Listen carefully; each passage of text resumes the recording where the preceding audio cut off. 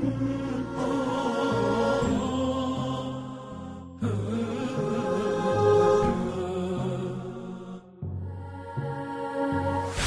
اللہ الرحمن الرحیم الحمدللہ رب العالمین والصلاة والسلام علی اشرف الانبیاء والمرسلین محمد وآلہ الطیبین الطاہرین واللعنۃ الدائمۃ علی اعدائہم اجمعین اما بعد۔ ناظرین کرام، السلام علیکم ورحمۃ اللہ وبرکاتہ۔ ہمارا موضوع امام مہدی اجل اللہ تعالیٰ فرجہ الشریف اور جناب حکیمہ خاتون کی جو دختر رسول ہیں،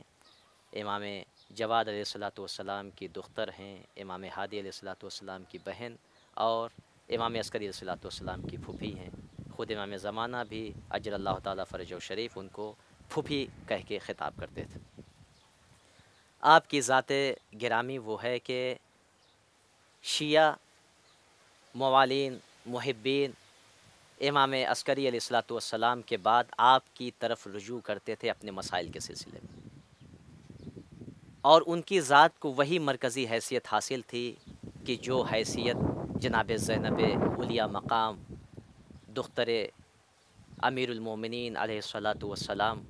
کو کربلا کے میدان میں حاصل تھی، کہ جب امام حسین علیہ الصلاۃ والسلام شہید ہوئے تو امام حسین علیہ الصلاۃ والسلام اور امام زین العابدین علیہ الصلاۃ والسلام کے درمیان میں لوگ جو متوجہ ہوتے تھے ان کی طرف جو ہے وہ اپنے مسائل کے حل کے لیے رغبت دکھاتے تھے اور ان کی طرف رجوع کرتے تھے۔ وہی حیثیت اور وہی کردار جناب حکیمہ خاتون کا بھی تھا۔ الغرض محمد ابن علی طحرانی یا طہری نے جو ہے وہ نقل کیا ہے کہ طہری کہتے ہیں کہ میں امام عسکری علیہ الصلاۃ والسلام کی شہادت کے بعد جناب حکیمہ خاتون کی بارگاہ میں پہنچا، ان کے پاس پہنچا تو انہوں نے مجھے میرا احترام کیا، مجھ سے بیٹھنے کے لیے تشریف رکھنے کے لیے کہا، میں بیٹھ گیا۔ تو میں نے پوچھا کہ اے بنت رسول،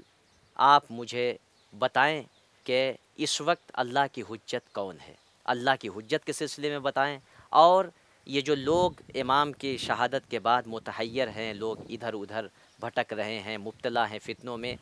اس کے سلسلے میں مجھ سے بیان کیجیے۔ تو جناب حکیمہ خاتون نے بیان کیا، کہا کہ اے محمد، یاد رکھنا کہ اللہ نے کبھی بھی زمین کو اپنی حجت سے خالی نہیں رکھا۔ اللہ نے اپنی زمین پر کوئی نہ کوئی حجت ضرور رکھی ہے، اور یاد رکھنا کہ امام حسنین کریمین علیہم الصلاۃ والسلام کے بعد سے اللہ نے دو بھائیوں میں امامت و حجت کو نہیں قرار دیا۔ یہ تنہا صرف اور صرف ان دونوں کی فضیلت و امتیاز تھا کہ اللہ نے ان کے برابر کسی کو نہیں قرار دیا، نہ ان کے جیسا کسی کو بنایا کہ جو ان کے ساتھ ان کے فضل و کرم میں شریک ہو سکے۔ لہٰذا یہ اور بات ہے کہ جناب امام حسین علیہ الصلاۃ والسلام کی اولاد کو امام حسن کی اولاد پر فضیلت دی، ویسے ہی فضیلت حاصل تھی کہ جیسے ہارون کے بیٹوں کو جناب موسیٰ کی اولاد پر قیامت تک فضیلت حاصل ہے۔ یہ اور بات ہے کہ جناب موسیٰ جناب ہارون پر بھی حجت تھے اور ہارون پر بھی ان سے برتر تھے۔ پھر جناب حکیمہ خاتون کہتی ہیں کہ لوگوں کا متحیر ہونا ضروری تھا، لوگوں کا اس طریقے سے پریشان ہونا ضروری تھا تاکہ محق اور مبتل سمجھ میں آ جائیں، جو حق پرست ہیں وہ خالص ہو جائیں، ان کا ایمان خالص ہو، اور جو باطل پرست ہیں وہ دوسری طرف چلے جائیں۔ یہ حیرت اور یہ فتنہ ضروری تھا۔ اس کے بعد فرماتے ہیں کہ جناب محمد ابن علی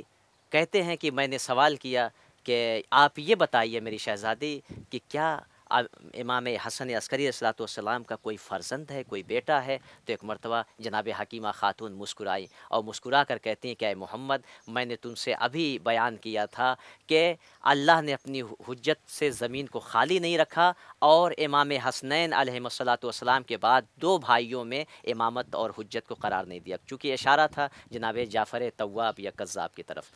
تو اس کے بعد کہتے ہیں کہ آپ مجھ سے یہ کہتے ہیں کہ آپ مجھ سے بیان کیجئے ولادت کے واقعات اور غیبت کے سلسلے میں، آپ مجھ سے بیان کیجئے شہزادی۔ تو اب جناب حکیمہ خاتون چونکہ خود وہ شاہدہ ہیں، عینی شاہدہ ہیں جناب امام زمانہ جل اللہ تعالیٰ فرجہ شریف کی ولادت کی، آپ بیان کرتی ہیں کہ میں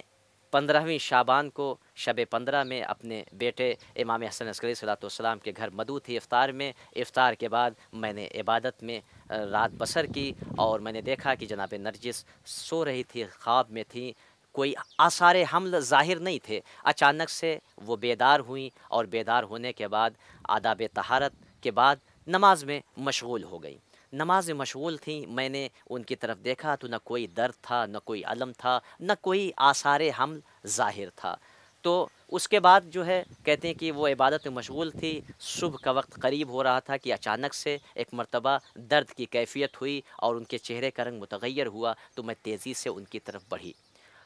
जैसे ही मैं उनके पास पहुंची ताकि उनके अम्र में आसानी पैदा करा सकूं कि मेरे बेटे इमाम हसन अस्करी अलैहिस्सलाम की आवाज़ आई कि फूफी अम्मा इन्ना अंज़लना की क़िरात कीजिए, तिलावत कीजिए। मैंने जैसे ही इन्ना अंज़लना की क़िरात करना शुरू की तो एक मर्तबा बतन मादर से जनीन की आवाज़ आई कि आए फूफी, उस तरीक़े से आप इन्ना अंज़लना की क़िरात कीजिए जैसे मैं कर रहा हूँ। अल्लाहु अकबर। यानी बतन मादर से, शिकम मादर से जनीन आवाज़ दे रहा है। कहा कि मैं खौफज़दा हुई, मुझ पर फ़ज़ा तारी हुआ कि एक मरतबा मेरे बेटे ने आवाज़ दी, फूफी अम्मा घबराइए नहीं, परेशान न होइए, हम अहले बैत नबूवत वो हैं कि अल्लाह बचपने में हमें हिकमत अता करता है कि उसकी हिकमत से हम आलम तुफूलियत में बतन मादर में कलाम करते हैं और उसके बाद के मरहले में अल्लाह हमें अपनी हुज्जत करार देता है, अपनी दलील करार देता है। फिर उसके बाद कहती हैं कि थोड़े से वक्फ़े के बाद मैंने देखा कि एक मर्तबा एक नूर तारी है, एक जनाब नरजिस का चेहरा दरख्शां है। मेरी आंखें खीरा हो गई कि कुछ लम्हे के बाद मैंने देखा कि एक बच्चा है, नौमौलूद बच्चा कि जो अपनी पेशानी को सजदे में खम किए हुए अपनी अंगुश्ते शहादत को आसमान की जानिब बुलंद करके कह रहा है, अशहदु अल्ला इलाहा इल्लल्लाह वहदहु ला शरीक ला व अन्ना जद्दी मुहम्मदुन रसूलुल्लाह सल्लल्लाहु अलैहि व अन्ना जद्दी अमीरुल मोमिनीन वलीयुल्लाह के मैं गवाही देता हूँ कि उस अल्लाह के अलावा वहदहु ला शरीक के अलावा कोई माबूद नहीं है और मेरे जद मोहम्मद अल्लाह के रसूल हैं और मेरे जद अली अमीरुल मोमिनीन हैं। कहा ये फ़िक़रात उसने अदा किए और अदा करने के बाद मैंने बच्चे को लिया और लेने के बाद मैं इमाम अस्करी अलैहिस्सलाम की खिदमत में मुबारकबाद के उन्वान से बच्चे को उनकी आगोश में दिया। और इस बच्चे